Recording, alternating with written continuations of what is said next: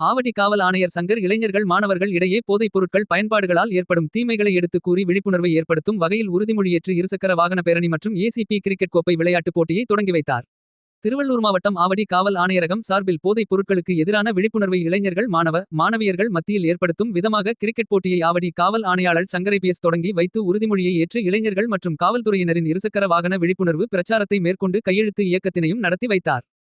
தமிழகத்தை போதையில்லா மாநிலமாக உருவாக்கும் விதத்தில் தமிழ்நாடு முதலமைச்சர் மு.க. ஸ்டாலின் உத்தரவில் காவல்துறையினர் மாநிலம் முழுவதும் பல்வேறு விழிப்புணர்வு நிகழ்ச்சிகளை நடத்தினர். அதன் ஒரு நிகழ்வாக ஆவடி காவல் ஆணையர் சங்கர் ஆவடி தனியார் கல்லூரியில் மாணவர்களிடையே விழிப்புணர்வை ஏற்படுத்தும் விதத்தில் இரு சக்கர வாகன பேரணியை கொடியசைத்து தொடங்கி வைத்ததுடன் தமிழக முதலமைச்சர் காணொலியில் உறுதிமொழி படிவத்தை வாசிக்க அதை அனைவரும் திரும்ப கூறி உறுதிமொழி ஏற்றனர். அதேபோன்று ஆவடி காவல் ஆணையரகம் அருகே உள்ள தமிழ்நாடு காவல்துறை ஆயுதப்படை மைதானத்தில் இளைஞர்களுக்கு விழிப்புணர்வை ஏற்படுத்தும் விதத்தில் ஏசிபி கோப்பை கிரிக்கெட் விளையாட்டுப் போட்டியினை கிரிக்கெட் விளையாடி மேலும் போதைப் பொருள்களை தடுப்பது குறித்து விழிப்புணர்வு ஏற்படுத்தும் வகையில் கையெழுத்து இயக்கத்தினையும் நடத்தினார். இதில் ஆவடி காவல் ஆணையரக இணை ஆணையர் உதவி ஆணையர் காவல் ஆய்வாளர்கள் மற்றும் இளைஞர்கள் ஆர்வத்துடன் கையொப்பமிட்டனர்.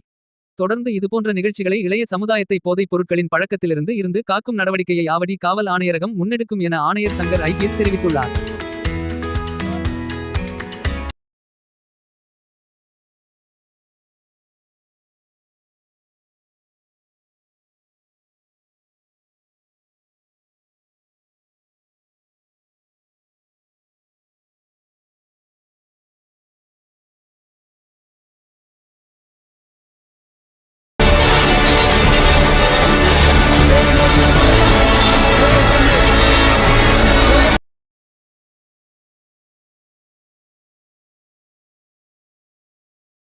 தமிழ்நாட்டில் வேறதுக்கு அரசுக்கு துணை நிற்பேன்.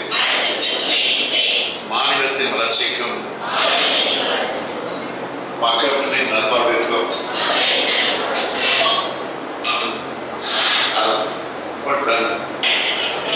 ஆதாரம் தடுத்து தமிழுக்கு அறிவுரைகளை வழங்குவேன்.